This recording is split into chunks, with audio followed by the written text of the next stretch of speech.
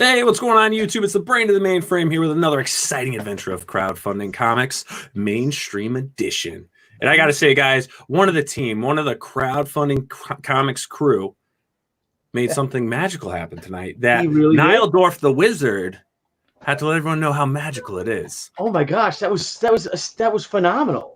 That was phenomenal. Man, I did the makeup myself, the wig, everything, dude. It was Dick Smith Jr. Unbelievable. It was awesome. Thank you. But kudos to Mr. Blevins, Brian Blevins, one of our producers on the show. Really put together. Large. Hell yeah! You can follow him on Twitter at GoatBoyXL. Follow myself, at Nalscal and at Billy Tucci. But he really did. He brought in someone we're all truly fans of, have been fans of. Someone who's personally some of his latest work has brought me back over to Marvel with some stuff they have. We'll get into that tonight. And someone that Billy has worked with in the past, with She. I mean, like I've had the honor. I don't want to just say a privilege. I've had the honor to be friends with this young man who still looks exactly the same for over 25 years. And he's doing what he loves, man. And he is just but if I may make, Blevins, this will be your show. Because we know how your family. It's our show. It's our show. But, ladies and gentlemen, one of the most influential creators of the past quarter century, who is known for everything from the Avengers, Spider-Man, Fantastic Four, Impulse, which is I'm a big fan of, and one of my all-time favorite comic book creator-owned characters, comics, Crimson. Yes. If I may, Blevins, to peel it off to you, my friend. A guy with such an incredible pedigree. I mean, like, to just look at the works, you're just in awe just from the words. Yeah. Like, that's even before you see the pictures. Like, this guy is one of the greatest artists of our time. Greatest artists of our time. Still beyond amazing, and also reaching out into philanthropy by helping out comic stores in need during this time. The incredible, the amazing Humberto Ramos. Humberto, welcome to the show. Hey guys, how are you? I'm blushing here. So you're hearing you. Thank you for the words, and thank you for having me here tonight. It's great. There's guys like you have George Perez, Stan Sakai, Sergio Aragones, and Humberto Ramos that are the people in the industry that will take their shirts off their backs and do anything for you, and they're just a joy when you see them, and they just make your whole day brighter. Thanks, sir. I mean, you guys are just pure sunshine. I think we are a big family. That's who we are. Yeah. Mm-hmm. Well, and they plan that. It's Stan Sakai's little samurai clan. But they'll kill you if you the first couple of years that I attended to the San Diego show, I was traveling with a bunch of guys from Mexico. We were all trying to break in comic books in the States and that, and we mingled with the I think it's cartoonists across America. I think. Mm-hmm. I mean, that were Seth Hill and Stan and Scott Shaw. All these guys are together. So they used to be in the I think they're still in the same area, the little press area at small press. Yep, small press. Yeah, small press. Yeah, and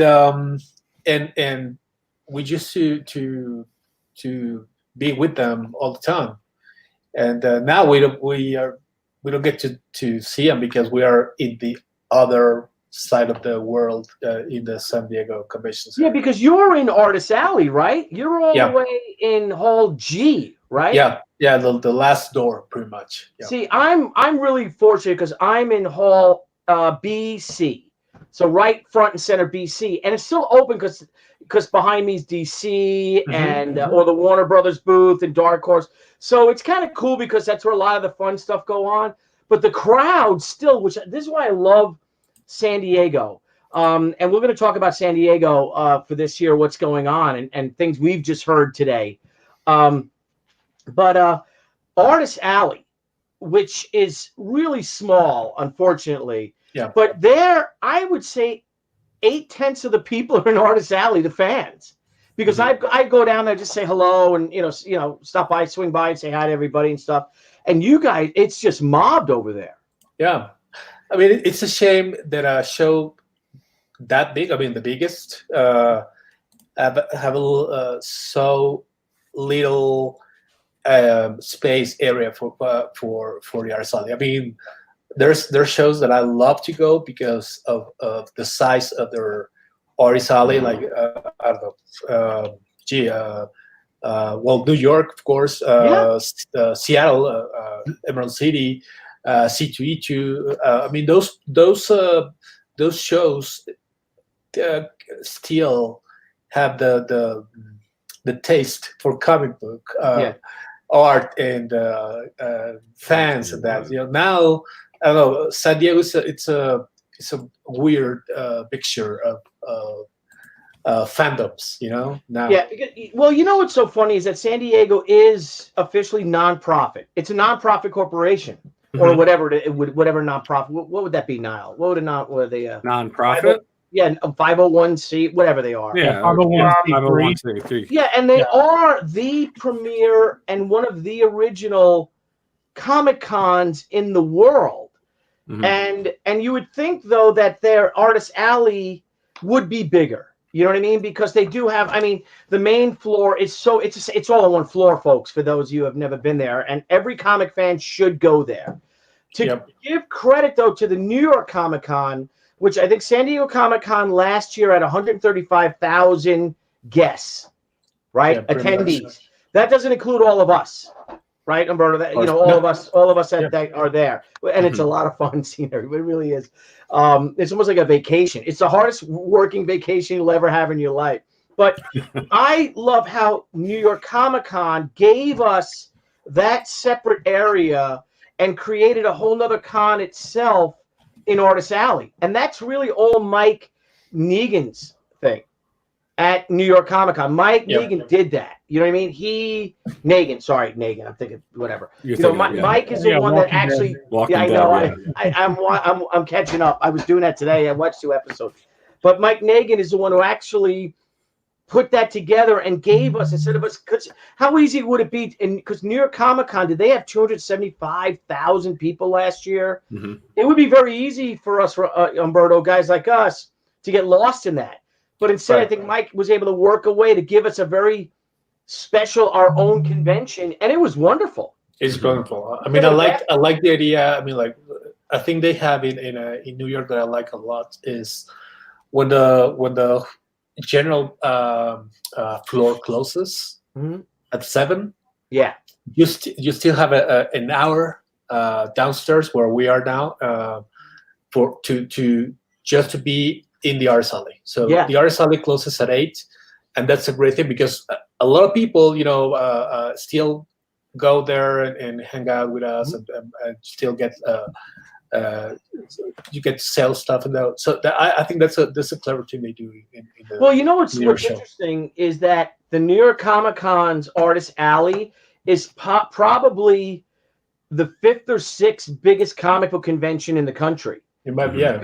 You know what I mean? You think about it. You have Baltimore. You have a Terrific Con. You have Heroes, Denver, and then maybe. You know what I mean? That New York Comic Con Artist Alley is like the 5th biggest convention in the country. And the talent in that room, man, it's amazing. It's amazing. Well, Bill Sienkiewicz has a table. Yeah. Right? You have a table. You're there.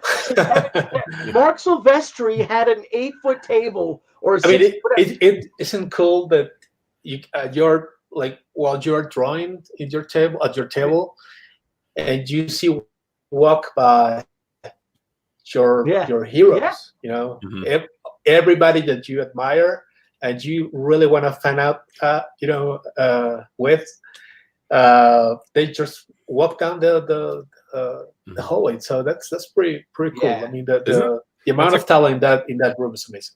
It's like a crazy circle because you've got people walking around that want to fan out for you, and then you're seeing others that inspired you that you want to fan out with them, and it's such a great thing. I'll tell you though, New York Comic Con, I mean, Artist Alley, I didn't go last year, I went the year before, and I literally stayed in there for like both 2 days I went. I just hung out on Artist Alley. That's it. Yeah.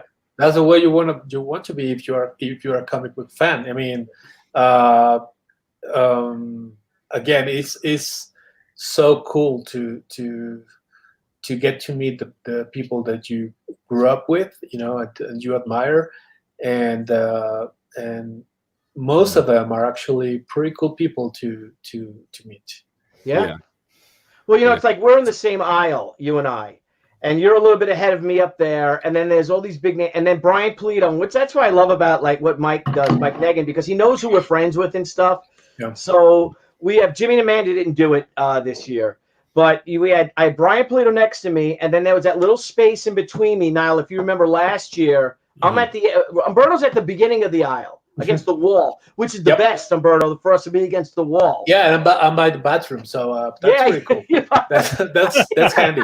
and I'm halfway. I'm at the very end of that first aisle, and then there's a space, and it starts again. And who's next to me is Scott Snyder and Greg Capullo. Right over there. And then Frank Miller was next to him, and it's just crazy. Yeah, I mean, last show, I was sketching at my table, and Joseph, my wingman at every show that I go to, he starts like poking me, and he's like, and then I'm what's going on, and is Greg Capullo and Tuck McFarlane coming down to say hi to me. Yeah, dude, that's awesome. And this is like, I mean, wow. I mean, it blows your mind. Yeah. You heard it here first. Humberto is best friends with Todd McFarlane. You heard it here first. Yeah. Well, it's a great. It's a like to be around celebrities like Humberto or Todd or Liefeld or Jim Lee. I mean, and Greg, of course. Is that the cool thing is that we're all fans. That's how we got into this. Yeah. Maybe that's why a lot of times, why a lot of our books may have been late, except for Humberto, and we're going to get into his work schedule. It's going to blow you guys away.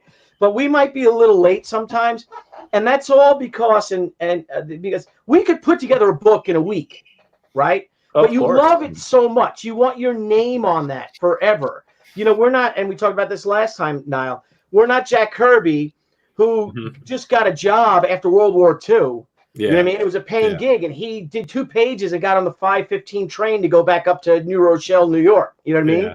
We got into this because we love this, and we love it so much. And that's why, we may be a little bit delayed sometimes. But the cool thing is then when we go out afterwards, or we're all in the same hotel, and we're and you walk up to the bar, and like you said, there's Greg, you know what I mean, and Jamie, his wife, you know what I mean, and that's what I like about the small conventions. Let's say when people invite you to abroad, to different countries and so. Of course, the amount of talent they can bring to a show is limited. Yeah, and they keep it short, and they pretty much the people who puts the show together, they keep you at the same hotel, and that's where you get to meet people. I mean, I always, like everybody is a fan of Bill Sienkiewicz, of course, and I've always been a fan of his. And but last year, I was invited to Lake Como, comic art festival, and they put us in this nice little hotel, so I get to be having drinks with Mike Mignola on one side and Bill Sienkiewicz in the other side. Nice. And that's the very first time that I get to talk to these two, monsters that I've been admiring for years. And the coolest thing about that is we came back because I went attended this show with my wife, and we of course spend time as regular people. I mean, so we had dinner. We talk about stuff, kids, the regular stuff you talk to people about. Mm-hmm. And when we came back home, and my wife Fernanda, she was checking on her Facebook friend requests, and she had a friend request from Bill Sienkiewicz. What?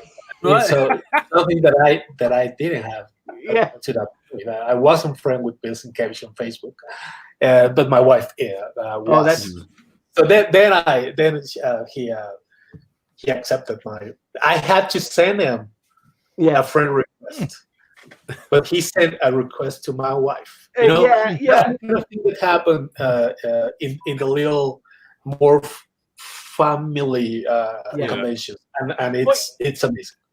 Well, what's funny is that you we friended had him just to say back off. That's my wife. she's a beautiful woman. And then he unfriended him. She's a beautiful woman. You got to see his wife. So, but the cool thing is, like you said, when you went to Italy, like when we go abroad, Mm-hmm. you know what I mean? Like we went to the show to La Mole, and we're all there, and we're kind of, the funny thing is like I said, Humberto's has got an incredible work. He's got a far better work ethic than 95% of us, and he's also a lot nicer than all of us. But we were like a little family. Remember that? We had, all of us were staying at the same hotel, and we all, had drinks and stuff like that, and we just hung out.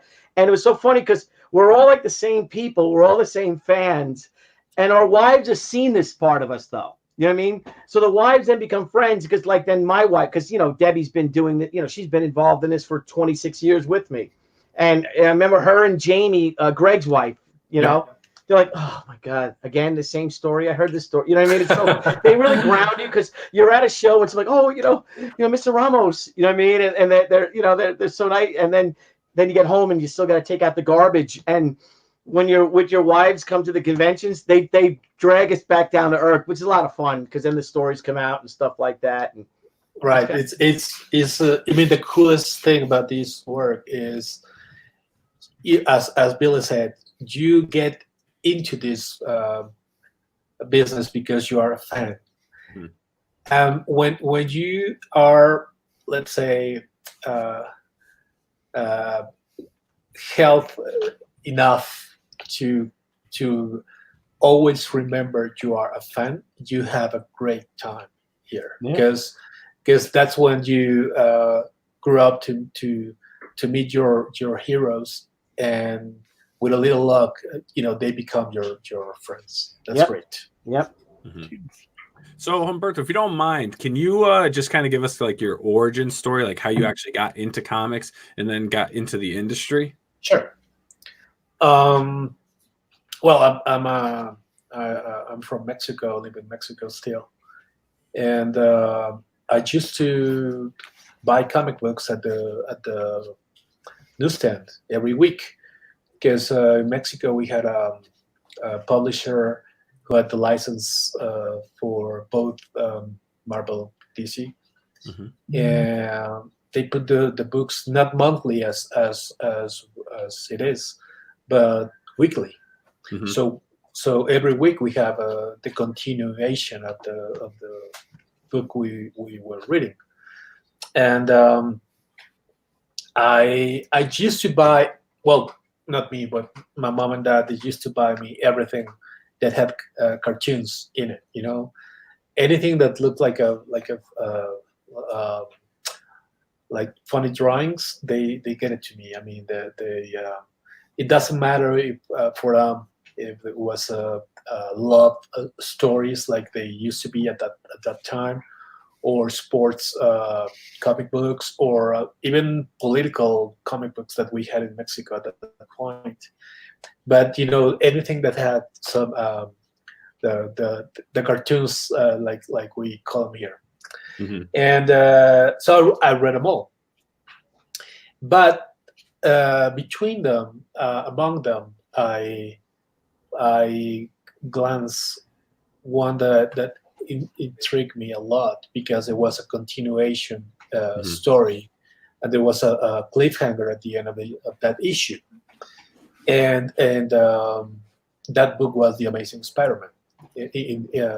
In Spanish, we call it El Asombroso Hombre Araña. And so the story had a cliffhanger, and I of course wanted to know what happened, to these characters in the following issue. I remember vaguely it was a story with Peter, and it was a big rally in the in university. And there was this kind of magic stone that gives you gives you youth, I guess. And it was Hammerhead was involved at some point in the story, and the Kingpin kind of appeared. Well, it was that storyline, and so I wanted to know how the story ended. And that's how I started to collect comic books, because after that, of course, the story ends, but there's always the little sub story that's going on and grows from there, and so the next villain appears, and so that's how I got into collecting Spider-Man, and to me that's always been my one and only superhero ever, So I grew up dreaming about one day maybe being able to draw in Marvel Comics, and if I was lucky enough, maybe Spider-Man. That's how I grew up with. Then I studied graphic design because that was the closest to something that had something to do with drawing, And I was in college, and some of my friends, they were doing comic books already here in Mexico. In Mexico, comic books are more addressed to the mature audience. It's more like a crime and cops story and noir, that kind of thing. But I didn't want to do those. But that was the way to break in comic books in the business as it is. Then when you get in, you start to meet people in the business now. And that's how one of the guys who drew comic books here in Mexico told me about this epic place where magic happens. That place, as I recall, was called the San Diego Comic-Con. And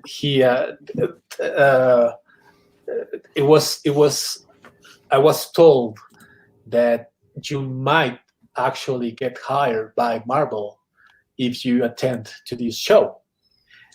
So at age 21, the first time ever, I flew away from Mexico, or out from Mexico, to a different country, and by myself, because it was the first time ever I was staying out without my family, and so I got to San Diego, and I did my first tour and my first portfolio review with Tom Brevoort, and he was kind enough not to destroy me, but actually encouraging me, telling me, like, kid, I can tell you have talent, but you have to work on it.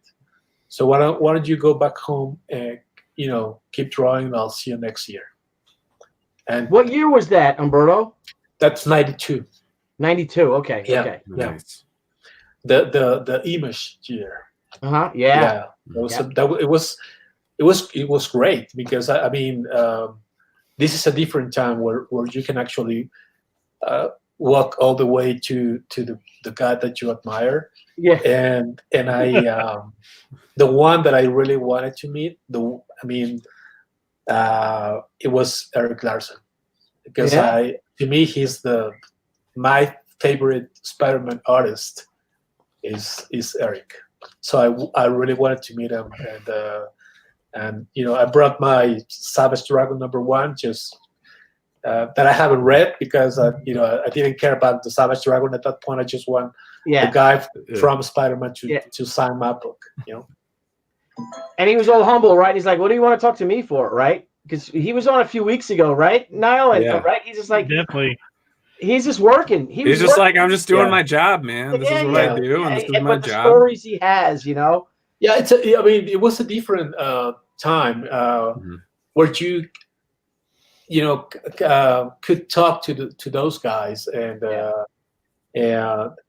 you feel close to them. Now it's talk to Jim Lee, it's impossible, or Joe Quesada, or Todd McFarlane. It's close to impossible to do that now. But at that time, you can actually do that, and even invite them for a coffee, and maybe with a little log, they'll say, "Yeah, sure, no problem." Yeah. Well, Debbie met Stan Lee and his wife Joan at San Diego '94, and they came by the booth to say hello to her new Joan. I didn't realize who I was speaking to at the time. You were online to get lunch, right? Like Stan Lee's wife was online to get lunch. Is that me and Joan became friends before I even knew who Stan Lee was. And she didn't know anybody. She's like, well. I was in the textile industry. It was a great time. Help him. Yeah. I mean, I didn't know what I was doing. Yeah. Well, we didn't know what was you could walk down the aisles and down the floor, and you could meet Jack Kirby. Yeah. You could. I mean, the people got to see Jack Kirby still. Yeah. And Will Eisner himself. Yeah. That was amazing. I mean, yeah. It was a time. It was such a wonderful time because it was such a passion. Because everyone, even the guys like Neil Adams and that older generation, like we're talking the generation before us and before even Eric Larson's generation and Todd's generation. You're talking about the guys like Neil Adams and then Dean Mulaney and a lot, Bo Smith, a lot of those guys, those first comic specific guys. Dave Stevens would be at his booth hanging out. You know what I mean? And right. They all love. We all got into this because we were comic fans. That's what we got into it. I mean, I remember meeting John Romita, sir, and he telling me, "Oh, I love Mexico." I mean, to me, that was I was in tears, bro. Yeah. I mean, I don't know if he is. Yeah. Well, so Humberto, here's the thing: is that when you say it's so hard to meet people and talk to them, so somebody wants to talk to you, and they found a way that if they text Debbie. Then someone can ask you, what did you say? That's why she's up here. So this is being streamed on Facebook, but Facebook people don't have... No, it's YouTube. Or YouTube. But I guess if a person watching doesn't have a YouTube account, they can't ask a question. So I was actually Zooming with my family in Michigan from New York, and I got a message from Mike Fiala, if you're out there, hoping all is well, but saying it's too bad I can't ask a question on YouTube. And I, of course, said, well, what question do you have? Yeah, so Mike Fiala would like to know what are Humberto's influences in terms of artists, in terms of wanting to draw. So I'm assuming what artists you would like to draw with. I'm guessing. No, like who's an influence?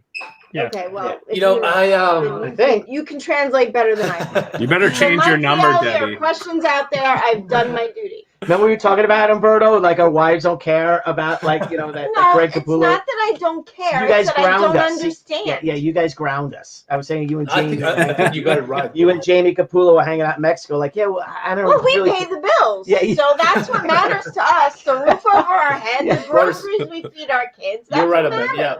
Yeah. She's right. It's pretty funny. It's funny. So, and they grind us and like, yeah. I would love the luxury to know what every artist is and what their comic book is and who they aspire to draw with. That's a luxury I can't afford right now. Dang. Well, yeah, there's a lot of stories on what's the real life of comic book artists. They should do it. We should make a big TV show. Yeah, they should do a TV show. That's what this show's going to be, Scala. It is. We're going to breakfast with the Ramoses.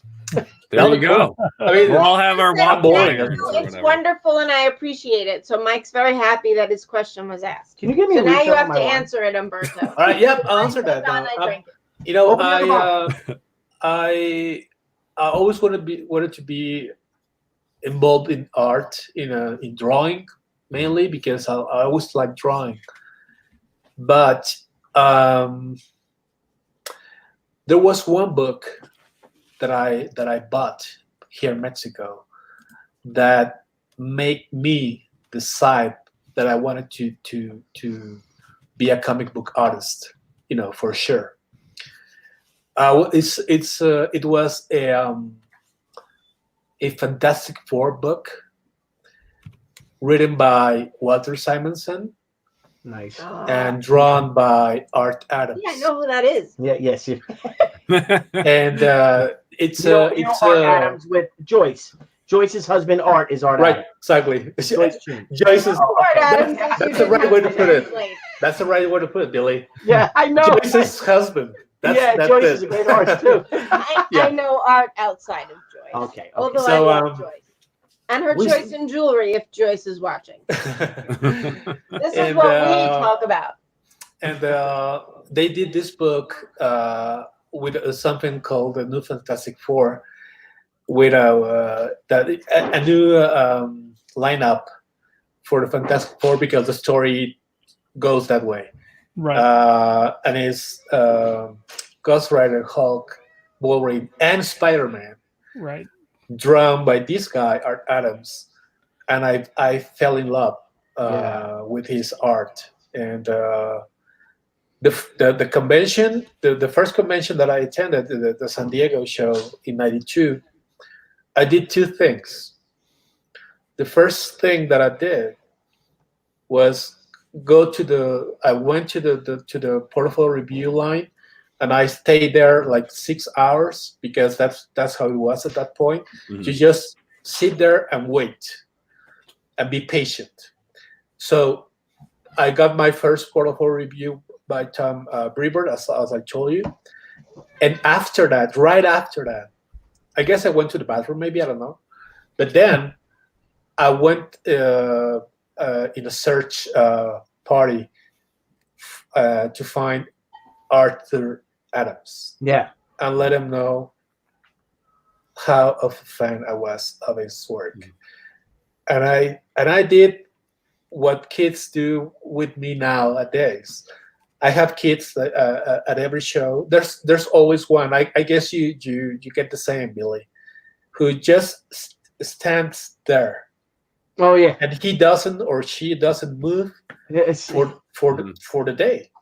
He's there. Yeah. They don't talk. They don't try to, I don't know, get some interaction with you. Nothing. They're just there. They just want to see you drawing. I was that kid with Arthur Adams once, and he was annoyed, and he's like, you know how he is, man. And he's like, you can go around, there's a lot of things to see here. Go, like, shoot, go, kid. kid. You bother me. Shoot, kid, you bother me. Get out of here, boy. Bother me, kid. You bother me. Yeah, and so yeah. So Arthur's always a big influence of mine. The cool thing is I bet you Jim Lee has that same story with Art Adams, because Jim Lee loved Art Adams too. Work. Everybody does. I mean, maybe Joyce, maybe she doesn't, but everybody else will love art. And guys, we actually have a special guest has just come into the studio, a friend of ours, another YouTuber, supplying all that entertainment out there on collectibles and stuff. Huge fan of Humberto's, huge fan of Spider-Man. Mr. Blevins, my friend. Well, Please, I mean, if do you the introductions. look, one of the best, I say one of the best comic book review, comic book enthusiast shows. This guy, every time you look at his episode, you can see his love for not only the comics but for statues and everything. And I mean, like, there's no bigger Spider-Man fan that I know of than your boy Jim Mint. What's up? Thank you so much. I don't even know if the say after an intro like that. Who's got them mints? I got my Comixology mints. I will tell you this. Like I've you know, I mean, I've been watching Jim Mint for years. Like, and his content has become more incredible than it has ever been as of late. But one of the biggest episodes that just blew me away was the episode where he collected all these comics and he got them graded, and he was doing a hustle, like picking up raw books, sending them to go get them graded to flip so he could buy the books that he wanted to get. And he really wanted to get an Amazing Fantasy number 15. And what'd you do, man? What'd you do? Well, I mean, yeah, basically sold the whole collection, and I even had to dig into the Blu-ray collection and basically sell everything to get this Amazing Fantasy 15. It was a good presenting book. It was a 1.5, so it was a universal unrestored, and I got it because I told myself, listen, all those other books you could buy back. They're not going to be as hard to get as this one, so let's just put it all into the big book, and then you can start building the collection back up. And that's kind of always been my mentality with collecting with anything. Yeah, super commitment to his craft. Yeah, laser focus, man. When I want something, like in the collectible hobby, it's like, man, what do we got to do to get it? Yeah, and you have an incredible room too, by the way. I know for those of you watching in, y'all definitely need to go check out Jim Mint's channel and look at his multiple room tours throughout the years, so you can see all the crazy changes that he makes. There's even some arcade one-ups in there too, so it's always a work in progress with the room. But yeah, I like to collect the hardcover collected editions. When I found those, I just fell in love with the format, so I had to hunt all those down. And I have some Humberto Ramos books. I have the complete Crimson big format with the slipcase, and yes, it's always an ongoing thing, just trying to perfect it. Yeah, you just mentioned something I wanted to get into, and Humberto, man, Crimson. I mean, that thing, it's amazing. How did all that happen, dude? Yeah, people is asking me about Crimson here in the chat. I'm reading it. Well, I was working my first career-owned property with some friends from Mexico, and our plan was to put it out through Image. And we talked to Image already, and we were ready to go by Image. And I used to, talk on the phone with artists that I met, at shows and that. And I happened to become friends of two of those that I admire the most. One was Joe Madureira, and the other was J. Scott Campbell. And we talk on the phone, every once in a while, and they call me, and because they knew I was doing this book Crimson, so they called me and they told me about Jim putting together this thing called, that everybody knows as Cliffhanger, and they were missing one book to be ready because they had Battle Chasers and the Danger Boat properties ready to go, and then they one more, and they both told Jim that Humberto has he's been planning something out already and he's almost ready. He's ready to go. So you might want to take a look at that. So I sent Crimson to Wildstorm to Jim Lee, and he's like, okay, let's do that. And that's how I got into Cliffhanger.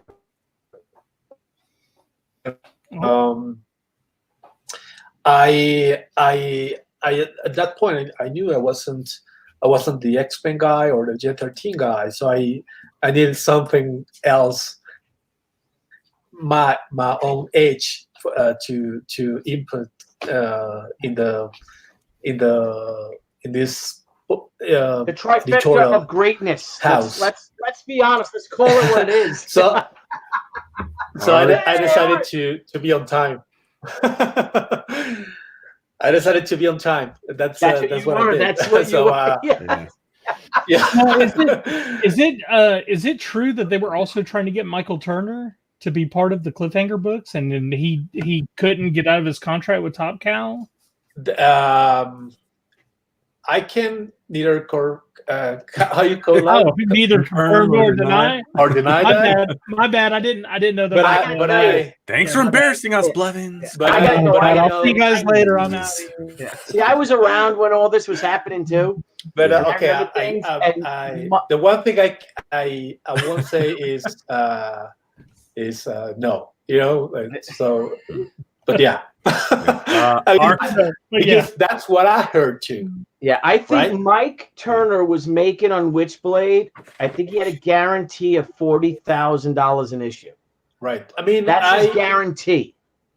I'm gonna tell it as the fan I was of Mike's. Okay. Mm-hmm. Me, I did heard that as well.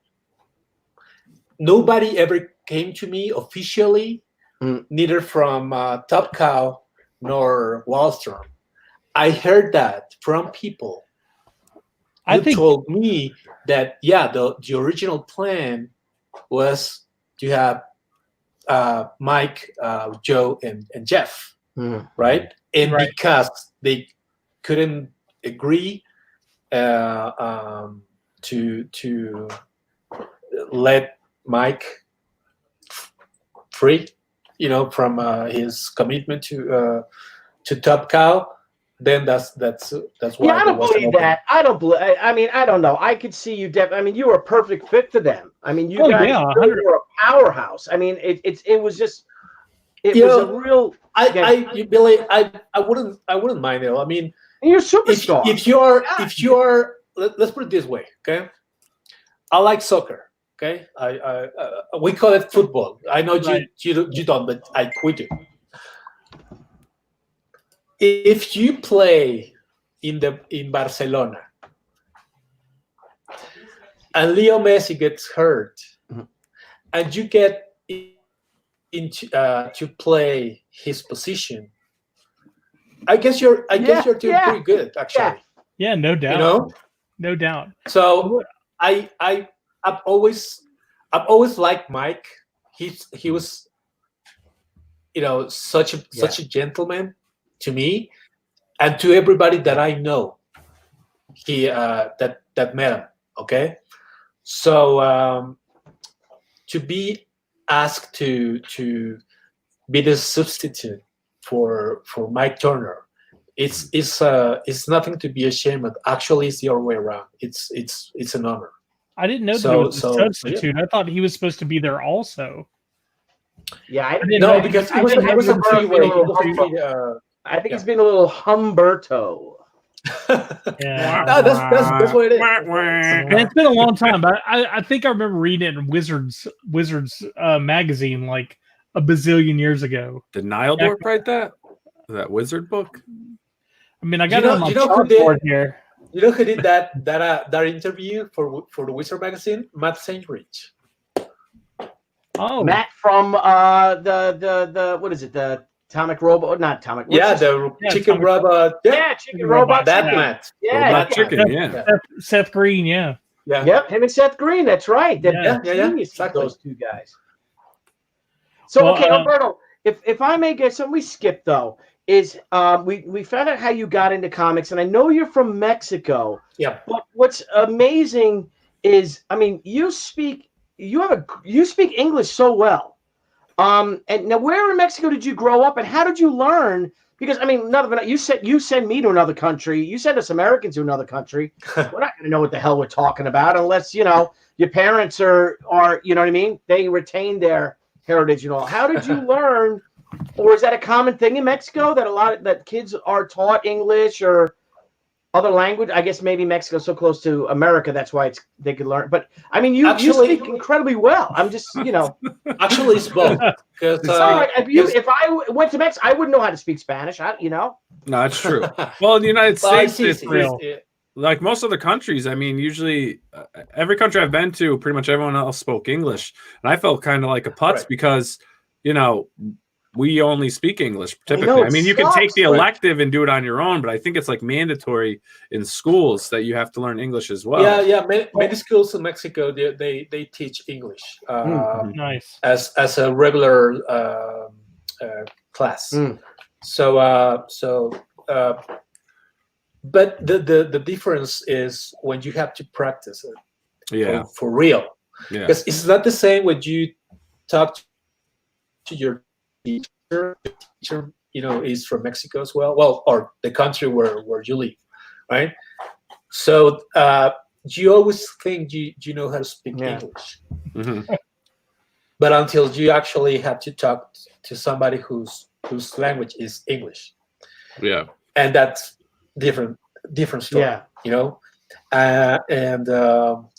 so we learn English from these ABC books, meaning when you structure sentences is in the most formal English possible, and so when you try to put that in the works, when you talk to somebody, it doesn't work. I mean, it never works. Jim, you basically tell us that they speak English better than we do. Pretty much. No, but I was just saying the same thing because I lived in Miami. I live right now in El Paso, Texas, which is right next to on the border of Mexico. Oh yeah, right. And I can't figure out Spanish for the life of me. I mean, I can order food, but my problem is the sentence structure as well. It's always like, okay, Taco Bell is not food, Jim. What's that? I just want to be clear on that Taco Bell is not food. No, I know. It is at 2:30 a.m. We went to Juarez. We had street tacos, little arrachera, and all that stuff. So it's deeper than Taco Bell. But the thing is, the sentence structure is like it's backwards in my brain. It's like instead of saying the red pen, it's like the pen is red, and I don't know. I just can't wrap my mind around it. Right. Yeah. No, the trick. The trick is you don't translate. When you try to translate, what you're saying in English to Spanish, your case, that's where everything goes to hell. You have to think, like you remember this movie with Clint Eastwood about the when he steals the plane from Russia.